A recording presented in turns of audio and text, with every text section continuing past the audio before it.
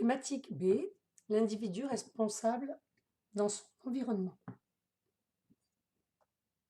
B, module B2, les risques majeurs. Nous allons aborder 3 points. Premier point, le risque majeur. Deuxième point, les risques majeurs au niveau local. Troisième point, la conduite à tenir face à un risque majeur. Premier point, le risque majeur.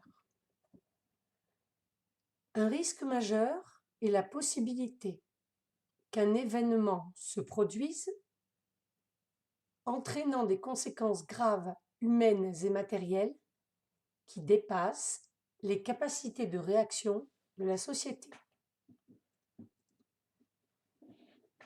Je reprends la définition avec le vocabulaire que vous devez retenir. Un risque majeur est la possibilité qu'un événement se produise, c'est un aléa, entraînant des conséquences graves humaines et matérielles. Ce sont les enjeux qui dépassent les capacités de réaction de la société. Il se caractérise par 2 critères. Une faible fréquence et une importante gravité. C'est-à-dire que c'est un événement qui ne se passe pas souvent, mais qui par contre a des conséquences très sérieuses. On peut regrouper les risques majeurs en 2 grandes familles. Première famille, les risques majeurs d'origine naturelle.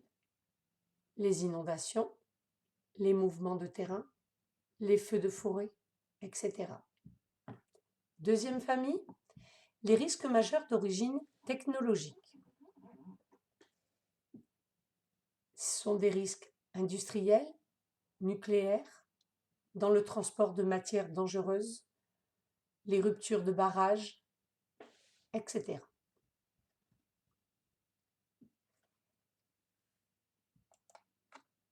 Deuxième point, les risques majeurs au niveau local. Au niveau local, il existe un document qu'on appelle le DICRIM, le document d'information communale sur les risques majeurs. C'est un document qui informe les citoyens sur les risques encourus dans leur commune et les réflexes à adopter en cas de survenue d'un risque majeur. La conduite à tenir face à un risque majeur. Le système d'alerte et d'information aux populations est un ensemble d'outils qui permet d'avertir la population d'une zone donnée, d'un danger imminent et de l'informer sur la nature du risque et le comportement à tenir. Le signal a un son modulé pour alerter la population.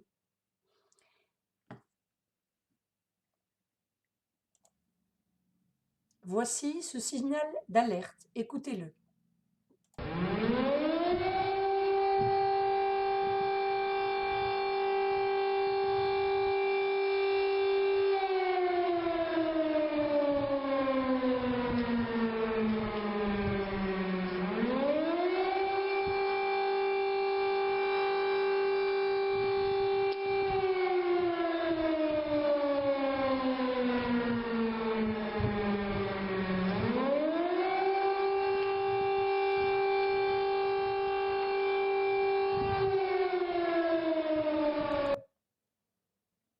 Voilà, vous avez entendu le son. Quand l'alerte est terminée, vous entendez ceci.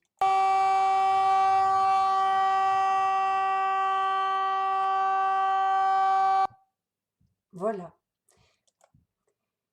Dès l'émission du signal d'alerte aux populations, dans la majorité des cas, les principales consignes à respecter sont se mettre à l'abri dans le bâtiment le plus proche, se confiner dans un local, par exemple, le confinement sera nécessaire si c'est un accident nucléaire, un nuage toxique, alors que si c'est la rupture d'un barrage, ce sera l'évacuation. Il est très important d'écouter la radio, donc avec Internet sur vos téléphones, on peut très bien être au courant, les radios locales, ne pas aller chercher ses enfants à l'école, ne pas téléphoner pour ne pas encombrer les lignes téléphoniques.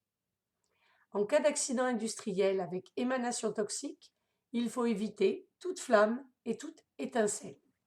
Et effectivement, Le signal continu de fin d'alerte que je vous ai fait écouter retentit quand le danger est écarté.